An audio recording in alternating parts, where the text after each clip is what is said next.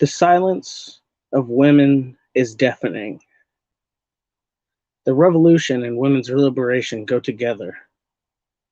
We do not talk of women's emancipation as an act of charity or because of a surge of human compassion.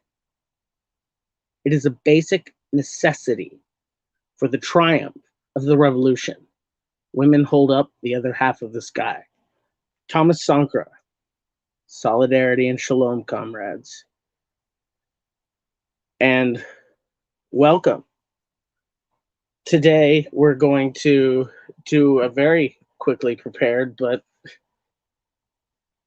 hey, comrade, good to see you. And we're going to do a very quickly prepared one because of something I've seen.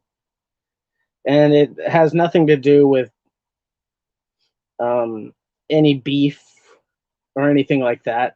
Just of the actions of people who are self-proclaimed communists and who don't understand the place of proletarian feminism and who defines proletarian feminism and who does not get to decide what is and isn't a reactionary action towards women. Now, of course, the people who define proletarian feminism are the working class women. And they have defined this, and it takes on its national peculiarities and of different geographies, of places, cultures, time periods. But it is a constant, and it is a basic necessity for revolution. Anyone who is a basic in Marxism, who has read Engels, some of the earliest stuff, The Origin of the Family, understands how the role of women has transformed from the primitive communist barbarism into the stage that it is now today, and where we hope to move it in the future.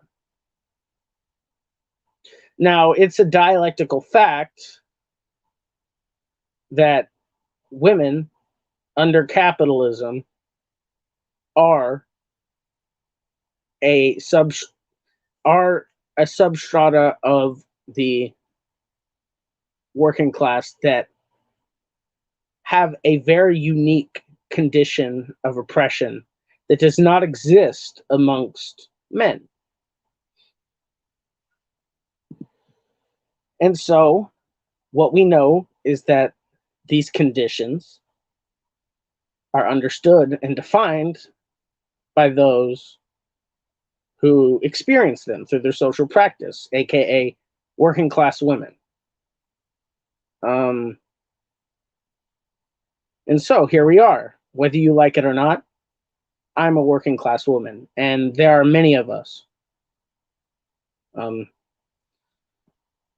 Working class assigned female at birth, or even working class assigned male at birth, it doesn't matter. The way we are treated is not changed. I can tell you that for a fact. Before and after I came out as a woman, how I have been treated with much less respect, been treated as more stupid, been talked down to, been mansplained, the old SJW. But then you hear about this and you say, hey, this is just SJW liberal bullshit. Well, here's where I'm going to argue with you on that one. When you're a communist, and I'm not going to pretend, beat around the bush on who I'm talking about. When someone like Haas from Infrared, this supposed communist in authority, and he's a very intelligent guy who has a lot of correct things to say, when he says something to his vulnerable and mostly teenage boy audience, like, I can get any woman I want, that is anti-feminist. That is anti-communist. That is anti-proletarian. That is anti-woman for half of the over half of the proletariat, if you want modern statistics. Now, why is it that that sort of language is bad? Well, first of all, it's not just treating women as sex objects, but it's also treating them as something that you can simply get. That's not the way you treat humans. That is not the way you treat humanity. When you say, I can get these people and manipulate them to do my sexual will. That's not what a communist does. That's what a manipulative weirdo says, or a turbo virgin says. So, here's the deal. If you really want to understand what the working class women, and you really want to need and understand, go talk like that to them and see how far it gets you. You're going to alienate the entire women strata from you, except for a few token women that will be around, of course, who don't take personally bad to that kind of thing, but also don't hold their male counterparts accountable for their bullshit actions, right? And it all comes back to this thing about accountability and the higher standards we hold for us as communists. This isn't the standards I'm holding for the working class men or even working class women. This is the standards I'm holding for someone who claims to be a communist. You cannot speak about women like they're objects to be traded like Pokemon cards. You sound like some sort of crazy feudalist. It's reactionary as all hell. Even if it's not your intent to sound like that, even if it's just, oh, I just mean I can get any woman sick. No, you're treating them as a lesser being, one that you have, if you are smart enough to manipulate, you can have your power over. And if you don't understand the dialectical parallel between that individualist mode of thinking and the wider, broader mode of thinking of the capitalist system and how it oppresses working class women, then you're so far up your own ass, then I don't know what to tell you. Now, I don't know if Haas is going to watch this or any of his fans. I don't know if if this is an act, if you really believe in this sort of shit, but there's a lot of young, impressionable teenage boys who watch you. And when you talk like that, they're going to think it's okay to do that. And what it'll end up doing is alienating them completely from the working class masses, not from leftoids, not from SJWs, not from liberals, but from working class women. Working class women want nothing to do with people like that. And this is why Thomas Sankara said, we're not feminists out of compassion or kindness in our hearts like a liberal. We do it because it is a necessity, a basic necessity for the triumph of the revolution. A basic necessity for the triumph of the revolution. And if Thomas Sankara, Mao Zedong, Joseph Stalin, Che Guevara, Fidel Castro heard a communist and their party talking like that about women, they would be immediately censured and punished. They wouldn't be held in high esteem, no matter how intelligent they were. Absolutely. Women hold up half the sky. Yeah, that's right, B. Pickup artists are incompatible with communism. And I just want, I have nothing against Haas. Haas has a lot of great stuff to say. Infrared as a collective does a lot of good things. But you cannot talk about women this way, especially since these women are proletarians. Absolutely. Real alpha males know their place in the movement is important. You guys want to know some real alpha, some Sigma Chads? B-level, Midwestern Marks, Ramiro, Caleb, Jackson Hinkle, I may not agree with all these people directly 100%, but these are like bros who can still be their bro selves, don't have to walk on eggshells, but still treat women with respect and dignity. And, as they're saying, women hold up the other half of the sky. Well, actually, the world proletariat, there's more women than men. So it's more than half of the sky. And you really need to tailor your language, especially when your audience is so vulnerable to what you're saying, whether it's an act or not. I have a sneaking suspicion this may be an act. And if it's not, then I'm really worried about the way that you speak about things, Haas. Legitimately. If this is an act, I would say tone down the attacks on the proletariat. All right? Even if they are women, even if it's inadvertent. I have no beef with Haas or Infrared. I think they do a lot of good work. Um, the stream Haas did with Jackson Hinkle and Caleb Maupin about proletarian patriotism was really good. And I'm not really into the debate bro thing, but when Haas has a normal conversation with an intelligent person, you get so much out of it. There's so much there.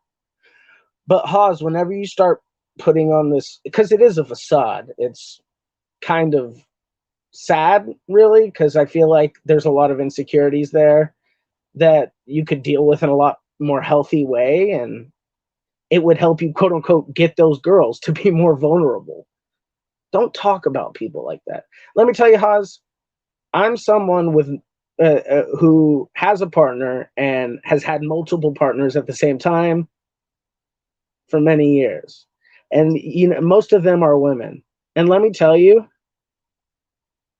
and let me tell you, treating them with dignity and respect, that's the number one way to reach out to these people. Don't treat them as something to get. Treat them as a human to admire, because that's what humans are. Humans are great and admirable and beautiful creatures. And if you want people to be attracted to you in that way, then treat them like that. Seriously. Is the number one. That's how you would win me over. And I'm sure a lot of other people would agree. A woman's place is in the revolution. Absolutely. I think, yeah, yeah, I agree. That's my worry, is that he influences, solidarity to obnoxious anarchists. He's a good guy. And yes, it's serious. He has a younger audience, and I have no beef with him or his audience. A really good example is when a person like Ink Bites told him to stop the act, and they're just friends. That's when he should have respected her and dropped it. Yeah, so I don't know much about the details.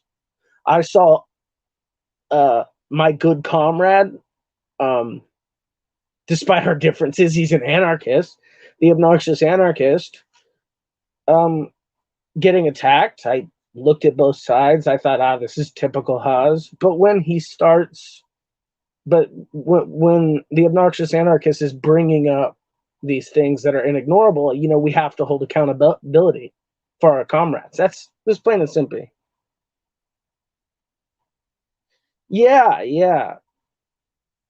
And if y'all want like more detail about what's going on, go check out the obnoxious anarchist. But really, what this is for me is proletarian feminism being ignored by Haas in favor of, whether it's a real ego or a character ego, he's putting that first. And that's not what communists with a capital C are all about. Thomas Sankara and Mao and all of them would laugh this guy out of the room and censure him. He would never gain any responsibility. And if he were to join a real communist party like the CPUSA, the same thing would happen. He would be censured for talking like that, and he would be, blocked out of everything. And unless he improved his behavior, he would eventually be let out, because that's not becoming of a communist. We hold ourselves to a higher standard. We don't have the same luxury that the non-class conscious have. But I just want to end this by saying that women hold up the other half of the sky. And as Thomas Sankara said, we're not proletarian feminists out of empathy, though I do have empathy, or a surge of compassion. I do have compassion, but this is not our reasoning for it. Our reasoning for it is because it is a basic necessity for the triumph of the revolution. Women hold up the other half of the sky. If you try to hold up half of the sky by yourself, the other half's just going to collapse in on you. It's a very simple analogy. Long live proletarian feminism. Down with reactionary misogynism. Long live the revolution. And when women are oppressed, an entire community is oppressed. Either we liberate everyone or no one. That's what it is to be a communist. Liberation for all or none. Solidarity and shalom. Love y'all.